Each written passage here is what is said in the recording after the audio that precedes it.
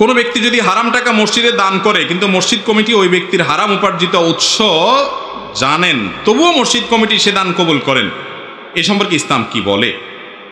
দেখেন, স্পষ্ট হারাম যদি জানে, হারাম বিশেষ করে একটা প্রকার আছে হারাম লিআইনিহি, একেবারে মূলগতভাবে হারাম। যেমন একটা লোক চুরি করে টাকা নিয়ে আসছে, একজনের পকেট মারি করে টাকা নিয়ে আসছে, এই টাকাটা আইনা মসজিদে দিচ্ছে, আপনি জানেন, তাহলে আপনার জন্য টাকা নেওয়াটাও হারাম, এই টাকা নেওয়াটাও কি হারাম।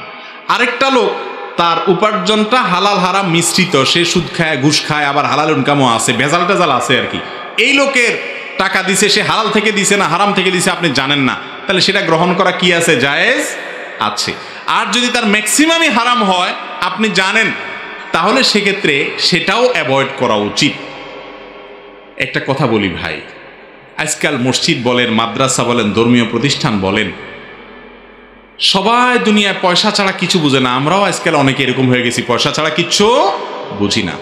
মসজিদ কমিটির লোকদের দায়িত্ব ছিল, কারণ তাদের চারটা বৈশিষ্ট্যের একটা হলো ওয়ালাম ইয়াখশা ইল্লাল্লাহ, আল্লাহ ছাড়া কাউকে পরোয়া তারা করবে না। তাদের দায়িত্ব ছিল কি?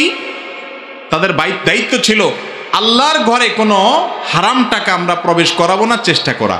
কোত্থেকে চেষ্টা করবে? বেশিরভাগ ওই দায়িত্বশীল লোকদের বড় একটা অংশ, ভালো মানুষ অনেকে আছেন আলহামদুলিল্লাহ, বড় একটা অংশ আছে যে সে নিজেই কি 2 নম্বর।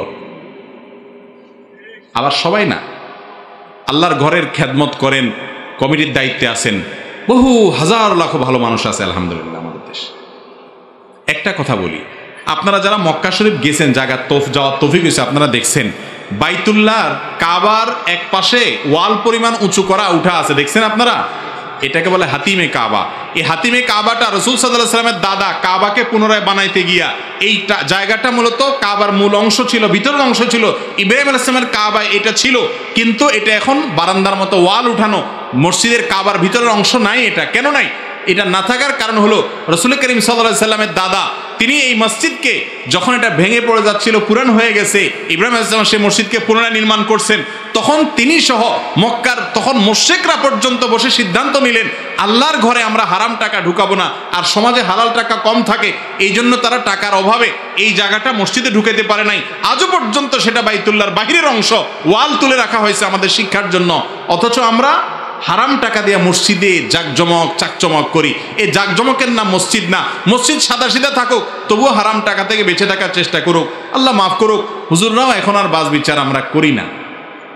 আমাদের আসুন্নাহ ফাউন্ডেশনে আলহামদুলিল্লাহ আমরা প্রত্যেকটা ডোনেশনে চেষ্টা করি মানুষকে ঘোষণা দেওয়ার। এই যে সামনে কমপ্লেক্সের ঘোষণা হবে, অলরেডি আমাদের রেডি করা আছে যে সবাই হালাল উপার্জন যাদের আছে তারা দিবেন, হারাম টাকা দিবেন না। আমাদের পক্ষ থেকে নিষিদ্ধ করা থাকলো, দিলে দায়িত্ব আপনার। ইন্নাল্লাহা তাইয়্যিব লা ইয়াকবালু ইল্লা তাইয়্যিবা, হাদিসে আসছে আল্লাহ পবিত্র, হালাল ছাড়া কিছু দিলে তিনি সেটা গ্রহণ করেন না। এজন্য এটা করা যাবে না, কমিটির দায়িত্ব।